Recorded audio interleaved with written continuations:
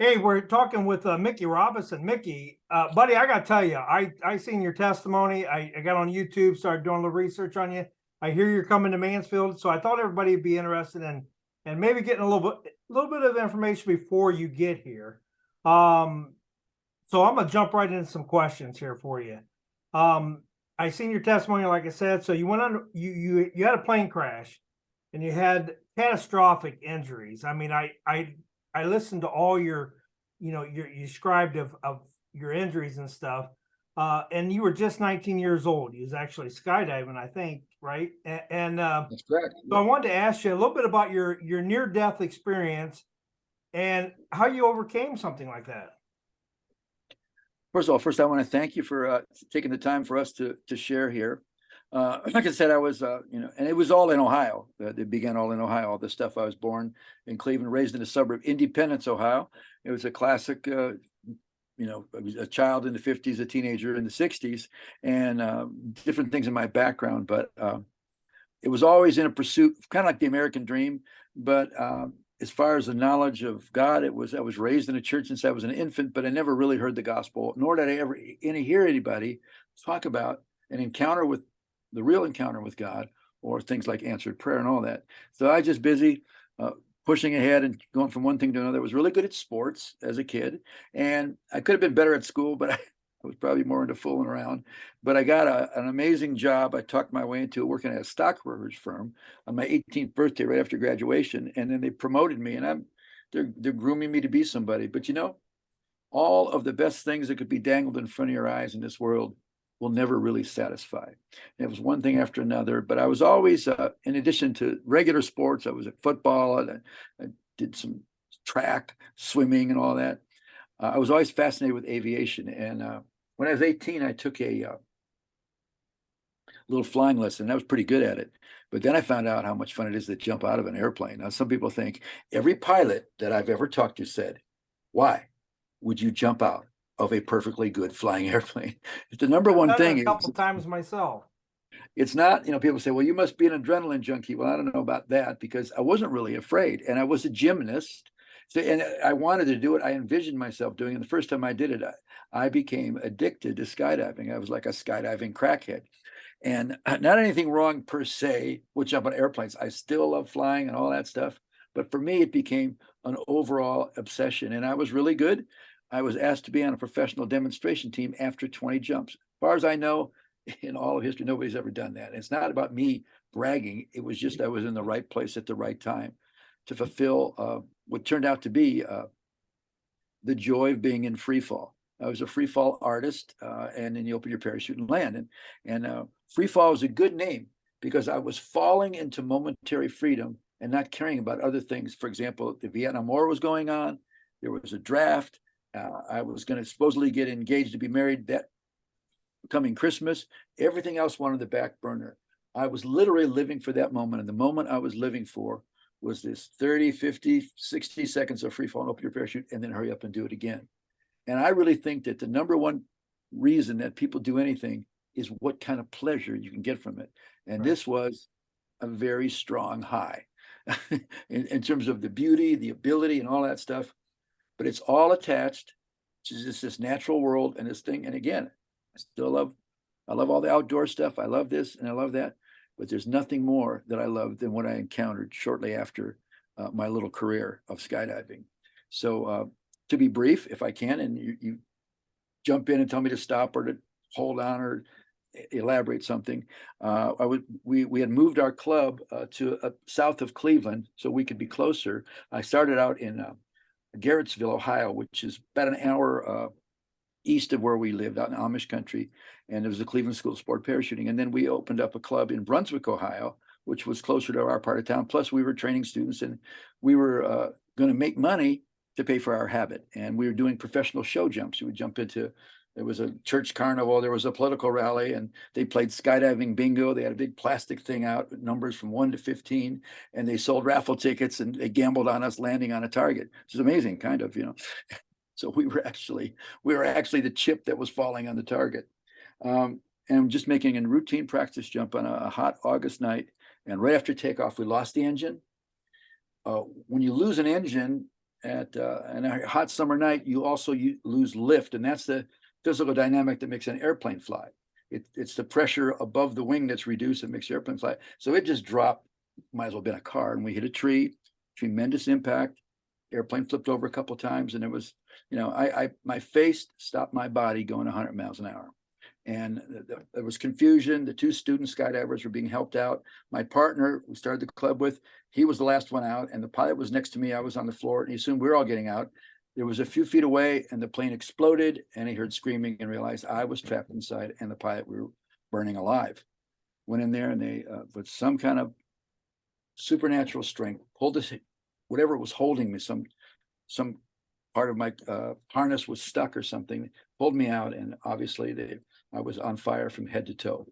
Airplane fuel is very volatile, high octane, and it doesn't take long to get severely burned. The pilot was the only one in a seat. We'd removed 5 of the 6 seats out of this aircraft. His legs were jammed underneath there, and unfortunately, we couldn't get him out. And I was really, I had a head injury, massive amount of burns, and I'd never really been sick or anything like that in my life. And on the way to the ambulance, on the way to this little hospital, for the first time in my life, I called out to a God that I didn't know and to the Lord that I never served. I just said, help, please help. That's the most common prayer that ever busts through into the throne of God in any language, help. And they got me to the hospital, a short visit with my mom, and they took me into surgery, and that's it. The doctors didn't think I'd even make it through the night, that I would. Even though I was an athlete, perfect condition, without the massive amount of injuries, and your body goes into shock, I probably would just die of shock. But I didn't. And the next day I woke up in intensive care, which I'd never really heard of. And all these people were coming in to see me. And basically they were letting me in to see me, to let me say goodbye. But they did all the heroics with medicine and different things like that. And all these complications compounded. And after a number of weeks, I had lost, 45% of my body weight, 170 some pounds, down to 92 pounds. I had this brain injury. I was bleeding sometimes 10 pints of blood a day, infection in and out of all over my body. And my body was just shutting off. And that's when I had something I'd never heard of. As I lay there in this horrible condition, pain and other things, my spirit left my body, and I was instantly in a spiritual dimension. And the dynamics is so different than the natural laws. In this spiritual dimension, you don't say, based on what I know, you just know that you know that you know. The first shock I had was a comprehension of eternity. Everything we experience here, even if we would try and use all of our will and our imagination, what would it be like to be forever? We are in a realm of space and time, physical law, and everything like that. And even though we know that we're going to live forever, everything that we can think of or we feel is relative to time. Something is new, it gets old. Something is born, and something will die. But in the spirit dimension, you comprehend forever and ever and ever. And that is shocking to experience that. And I had no control of what was going on. My spirit man was gliding on a glide path, going towards a wide opening, the brightest white you can imagine. And I felt like peace coming from it. And as I was about to break through that plane, I felt something I only describe. I felt like a pressure, something on my right side. I turned and I looked into an abyss of blackness, blacker than black. And again, I had this simultaneous knowledge. It was eternal. It was empty. A person would be super conscious in there and know they would never experience anything, see anything. It would be fully conscious and desirous of anything and everything, knowing you would be cut off forever. It's the eternal solitary confinement. And that is really terrifying. And so I said in the ambulance, I said, give me another chance. On an operating table, I'd say, God, help me, give me another chance. 2 o'clock in the morning, when they give you the largest legal dose of pain medicine, it doesn't do anything to help you. Say, God, help me. Now I'm on the very precipice of eternity, the edge of eternity. And I know that this blackness closes. I'm in there forever. That is horrible. I believe what I saw was what is called the outer darkness. It's descriptive. It's horrible. It's worse than anything you can imagine. You don't have the capability to imagine. You have to feel it and see it. I tasted separation to that dimension. And as I cried out this last time, God, help me. I'm sorry. Give me another chance. I want to be alive. When I said those words, I was thrust through that white opening, which was down to a sliver. And I'm standing in the third heaven, which the apostle, I didn't know any of this stuff back then, but that's where it was, that Paul talks about. And I knew that I was going to live forever, and this powerful love of God was going to take care of me forever and ever. It was just so much the antithesis of everything as you can imagine in terms of power, love, and security. What was occurring to me? They say, well, how long was it? It could have been 1,000,000 years. And then I saw, I didn't see any people. I didn't see any creatures. I didn't see anything. I didn't see God, but everything about it was glorious, light. It's like the structure was like made out of like translucent crystals with colors in it you didn't even know exist, and you could see everything. And there was this golden light going through me between what would be my hips and my knees, and it's the river of life. And whatever that river touches is more alive than anybody can imagine being alive. Now, it's written about in the beginning of the Bible all the way through to the end of the Bible, and this river of life was going through me, and I was now alive when I should have been dead. And there was 3 things I want to say is shocking. And the second one, I told you, eternity is a shock. But when you realize eternity, that you are with God for eternity, it's completely a good shock. The second thing, this is hard to comprehend. My consciousness was as if I had never done anything wrong or experienced anything bad. Not any fear, not any bad thing, not any bad judgment, not any horrible mistake you made. It will be gone. When it says that God forgives our sins and forgets them, that we can't comprehend that. But there I was experiencing complete cleansing and freedom. How on earth could that have happened? Because if you call upon the name of the Lord, the blood of Jesus cleanses you from unrighteousness, and you are hidden with him in the cross. It's hard to imagine. It's impossible to imagine, but it's real. And this feeling of completely full of cleansed love, it's the way it's supposed to be. And then the third thing that's a shock, and it's a beautiful shock, is experiencing being bathed in the undiluted love of God. It is another dimension of love. And it's, when I say it's undiluted, it means it's the full power of God's love.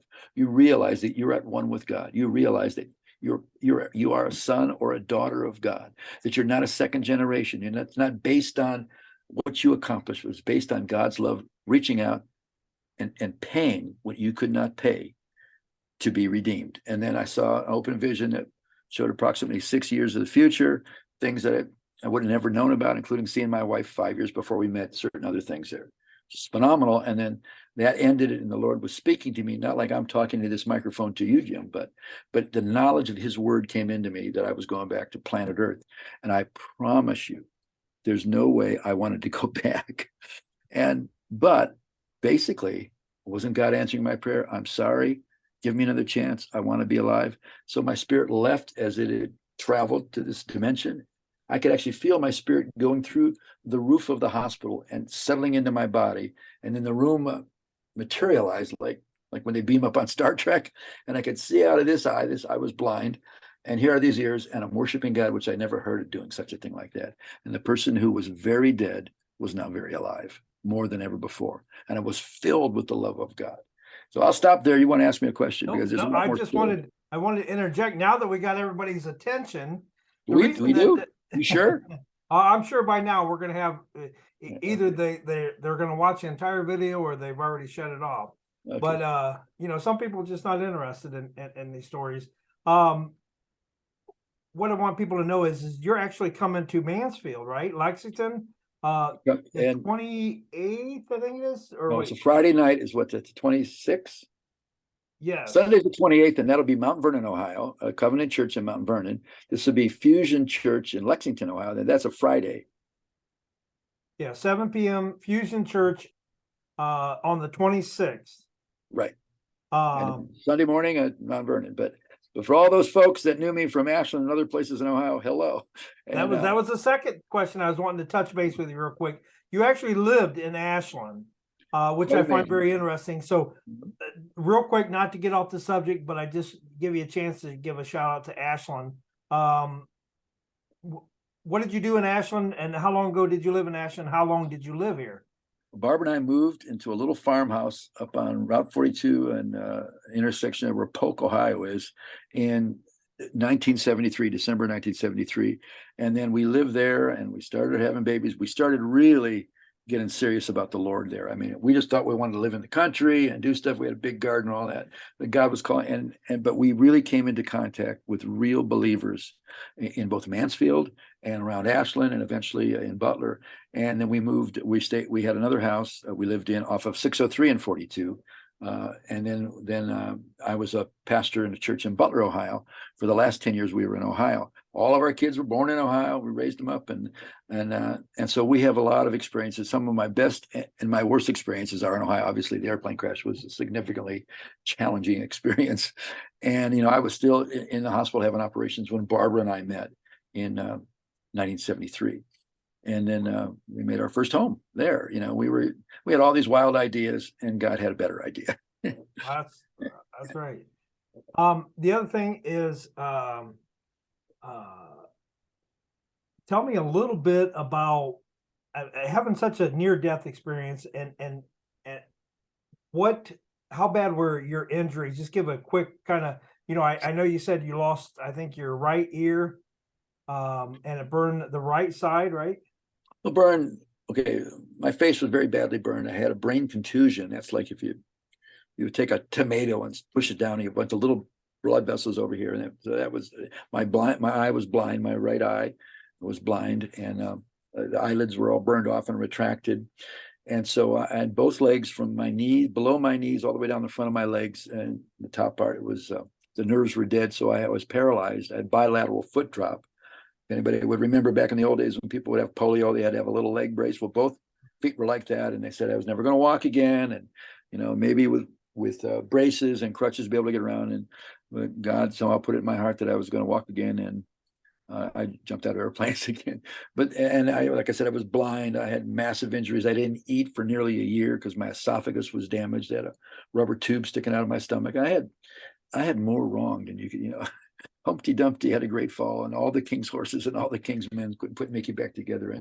But God began a healing process, both healed me inside, healed my heart, healed my mind, and was healing my body. And all those things progressively happened.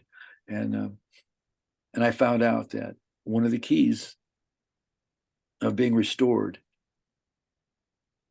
is realizing it's all in God and being thankful. And a lot of people would say to me, how on earth did you recover? Because the recoverer lives inside me. That's the only explanation that I have. I could have said I was all this and I was good at this and all that. Like Paul says, I consider everything in my resume rubbish compared to just knowing God. He had a pretty good resume.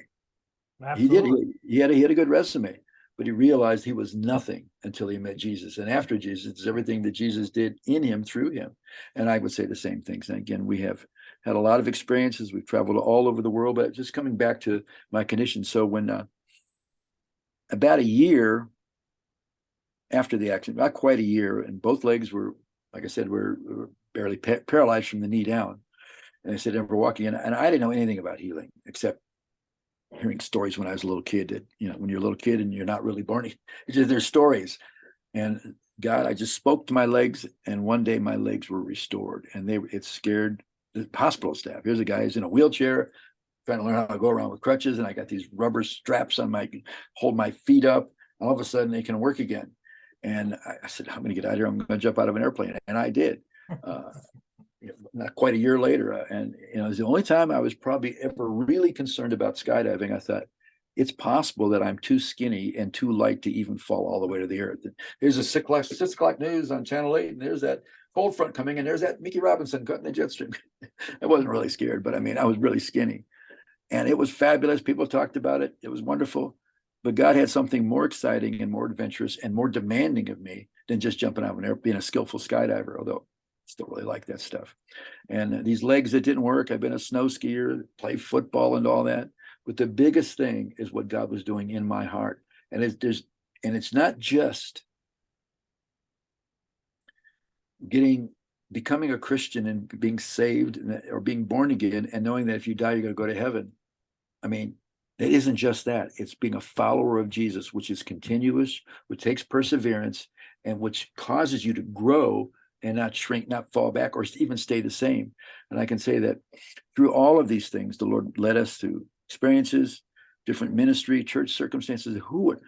What kind of God would take something whose life, I thought my life was valuable, when everything about my life that made me skillful, my looks, my physical abilities, my background, my accomplishments, my bold desire to do things was all lost at the crash site. It was all there. And what was left was a man who used to be alive in those abilities. Now there was a shell of a man, but God, the creator, and the power of the Holy Spirit in me began to give me a new life. And that version of me is the one that's been walking around since for the last, I guess it's going to be 55 years now. And the first couple of years was a lot of big surgeries and a lot of recovery. But in that time, there was a move of God, and you can look up about the Jesus movement. I mean, I emerged in the Lord during that dynamic time. And there's powerful experiences that many of my friends right there in mid-Ohio could tell you about. It was an incredible time in American history, and we need something like that again in our nation. And I'm the person that wants to bring that around, and so that's what I'm going to do, come in there. But it's about the love of God, about reaching people and seeing the power of God change lives. And you said something. All of it. Go ahead. I'm sorry. You said something that kind of sparked my interest, and I know you wrote a book, and your memoir, "Falling into Heaven." If you had a chance to tell somebody a little bit about that, and what supernatural courage is all about when you experience something like that. Yeah, I've written a couple of books, but the ones that we're talking about most right now is my full testimony with a lot of explanation of these spiritual dynamics. That's called Falling into Heaven, published by Broad Street. I'm sure you'll show a picture of it in a bit here. And the one I wrote, unfortunately, it came out right at the height of the lockdown pandemic. It's called Supernatural Courage, but it's very relevant. It's 11 chapters of different aspects of courage that we all need. Okay, and it's all very practical with prayers and activations, because you can't fight this battle in natural abilities. God doesn't call us to do what we can do. He calls us to do what we can't do without him. And that's, I mean, I'd be good at a lot of things, but what I do now is what I was created for, but I had to be developed by God. But people always thank me somehow for my courage. Well, I can say it's the love of God which makes you bold. It's the testimony of Jesus which gives you opportunity. And it's the promise of God that gives you continuation. It's not what happened back then. It's what's happening every day. However, I've been able to affect a lot of people. Like I said, I've been a pastor, churches. I've been a conference speaker. I've been on some media, Christian TV, secular TV. I was on ABC and Fox. I was part of a special on the History Channel, which I know is a little bit dead, but I didn't think I was historic yet. But anyway, it worked really well. And that went all over the world, foreign languages and everything. And I'd rather be with people in person. But I am just grateful for the opportunity to boast about the Lord. I used to be a person that would brag about myself. And if we don't watch it, anybody could slip into that. We think we're talking about this, but we're starting to exalt ourselves. And it's okay to celebrate God for the good things in your life. I mean, like I said, we have traveled all over the world, met people in different languages, and we got friends in various places. And yet we've seen the world at its best and at its worst. But now is the time to touch lives. And that's what I'm focusing some very intentional directive on reaching people that either don't know the Lord, or helping people where they're at to maybe to get stronger in the Lord, and imparting and encouraging people, reach out and touch your neighbors, believe for your city. I mean, we had the first church I was a leadership in was right in Ashland Assembly of God, wonderful friends that still are around. And Ed's one of them, and so are some other folks that probably show up, and I'm going to probably have to pretend that I'm not being blown away by that. But people all over the place. And then we part of a leadership of a church in Little Butler, Ohio. And we had amazing things happen. And the Lord began to open doors. And we moved in 1993 to Texas. We're there for 3 years. And then we're in Nashville. And we've just seen that people that keep their eyes on Jesus, people that believe God, and people that take steps of faith will just keep moving. It's not what God did, it's what he's doing. And he's doing a new work in the earth. And I want to be a servant in that capacity. And I've been, like I said, been privileged to talk to a lot of people that I don't know, people that will see this. And I just want to encourage you. It doesn't take an expert to realize that people need the Lord. It doesn't take a scientist, and if you want to know an answer for the future, it's not going to be in the next invention. The answer of the future is the one who controls everything, and that is the Lord. If you focus on just the news, you're going to get pretty upset. If you focus on the Lord, you read the scriptures, you hang around with people who are full of the love of God, you will want to go out and change the environment where you're living. I want to change it for the positive. The least I can do is give somebody a cup of cold water of love. The least I can do is share my testimony. Say, if God can do this to me, and I'm like ridiculous. I'm like, come on.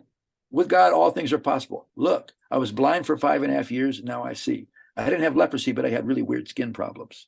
My heart was broken so bad. He filled me up with his love, and I love other people. Whose fingerprints are that? Who does that? It's not a different religion. It's not a scientific certificate. It's not a better degree. It's not something I learned. I encountered the real God, the God of the Bible, etc. Does that mean I hate everybody else? That's not a believer or follower. No, the love compels me to reach out to them, but there's not a multiple way to go to God. Jesus said, I am the way, the truth, and the life. No one accesses the Father except through me. And it goes against selfish human nature to put your trust in him. But it's the best thing that will ever happen to anybody. And to continue in him, we're supposed to go from glory to glory. We're supposed to increase in our becoming Christ-like. And yet never forget where you came from. That's one of the advantages. I tell a little story. Like I said, I've had the privilege to be on several different Christian TVs, and there was a place in Pittsburgh, and I was getting ready to go on, and the owner of the station was also the interviewer, and we had never met, and I was in what's called the green room, and they're putting all this makeup on me, which is, I don't know how our beloved sisters can handle me. It's like cake, and so I could sense somebody came in the room, they're all paying attention. So I got up and said hi, and this was this guy, Russ, and he shakes my hand, he goes, oh, you're a lot better looking than I thought you'd be. Sorry to disappoint you. I mean, I'll go get some lighter fluid. We'll get some smoke, a little bit of hamburger around here, look at my raw. And I'm thinking, and I just think that's a funny one. And I've been on foreign countries on TV and in radio and different things like that. And I find out that people, even though there's different cultures and there's differences, but every need is the same. People need the Lord, and they love hearing about the power of God changing lives in this world and what comes after that. And that's a privilege I get to have. You could say I got kind of a leg up on people, in terms of, they want to know, like, I'm sure in the group, they wonder what happened to him. And if they ask me, or if I sense they're looking, there's an opportunity to share with them. I mean, some of the most powerful experiences I have isn't just the big crowds, the big churches or on TV, somebody next to me on an airplane, somebody you bump into while you're shopping, and you can notice they want to say, and God will give you open doors to touch lives. And I think that's what today, our society, after this COVID, after this lockdown, after all this confusion, some people are stressed out. Some people are asking good questions.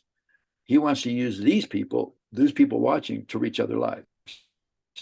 Even if you think you've talked to everybody that you've ever known, God can bring somebody else right in your crosshairs, and for a life-changing experience. It happens to me all the time. You can ask my wife. I mean, invariably, it happens to me all the time. God brings me people, and he sets me up for me to share the Lord with them in a powerful way.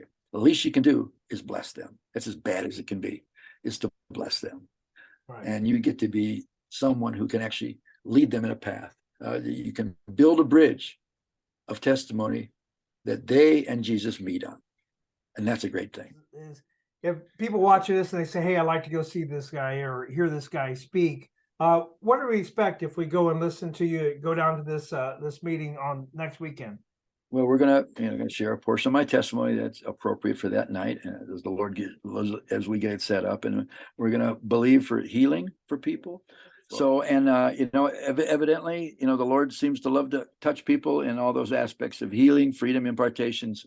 A lot of times, some prophetic ministry. If you're familiar with that, but just bring people and let's expect God. I come to give, to impart, but I also come to receive. I want to grow in the Lord as well, and it seems to happen as you extend yourself to do God's will. He's an overachiever. So I would just come with a high level of expectation, and let's see what the Lord will do. Yeah, Fusion Church in Lexington, Ohio. And you'll have the rest of the information, the address and all that in the time. And then Sunday morning at Mount Vernon, Ohio at Covenant Church. and Okay. you'll have that as well. I'd say this is a if you time wanna- of opportunity when people need the Lord individually and groups of people. I mean, there's been a lot of trouble about families, about trust and all that, but God is the only one that's completely faithful. And I'm going to come and expect God to bring power and love to people in whatever manifestation he wants to do it. The very least we can do is have a time of worship and prayer, but God always seems to like to show up his way.